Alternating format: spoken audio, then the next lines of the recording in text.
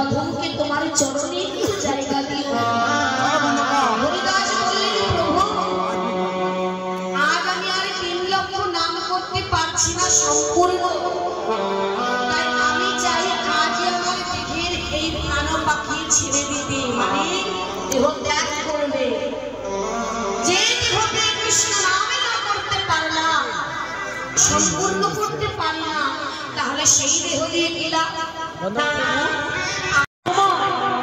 যেতে যেতে তোমার ওই চাঁদ মদনে আমি একটু তোমার বদন থেকে কৃষ্ণ নাম শুনতে শুনতে আমার দেহ থেকে যেন প্রাণ চলে।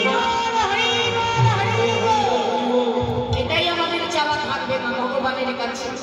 বললেন, হরিদা সারা জীবন আমাকে নাম শুনিয়ে এত শুনিয়ে, আর আজ যাওয়ার সময় তুমি একটু হরিনাম শুনতে আমি দেব না?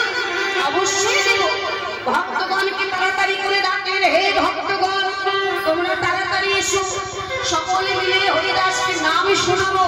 তাই ঢোল করতাল বাজিয়ে বদন ভরে সবাই মিলে হরি হরি হরি বল, হরি বল, হরি বল বলে হরি বল আমার হরিদাস চলে যায়, হরি বল, হরি বল।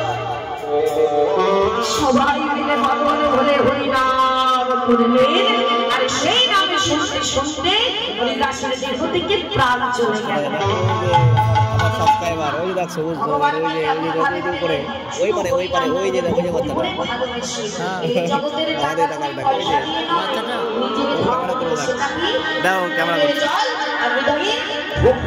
হ্যাঁ হ্যাঁ নিজের হাতে ভগবান শিশুকে সমাধান করেছিলেন হরিদাস, নিজে পুত্র হয়ে নিজে সমাধান করে আবার ভক্তগণকে নিজের হাতে প্রসাদ রন্ধন করে সবাইকে সেবা করিয়েছেন। তাহলে কেমন চাওয়া যেন আমাদেরও থাকে, আমরাও যেন গৌরকে এমন ভাবেই ডাকতে পারি।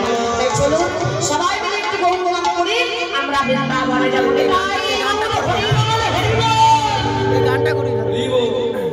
কি মা গৌর নাম করবেন তো? সবাই মিলে হাত তুলুন। শুনলেন তো প্রভু হরিদাসের কথা? কিছু চাই না, শেষে শুধু চাই আমি আমার ভক্ত যেন একটু নাম করে আমায় ভালোবাসে, আর কিছু না। তাই চলুন সেখানে আমরা বিকলতা না করে সবাই মিলে গৌর নাম করি। ওই হাত কয়জন উঠিয়েছেন দেখি, একটু ভালো করে বলুন, বড় বড় করে বলুন। কি হলো ওখানে, কি হলো? হাত তুলুন বাবা, হাত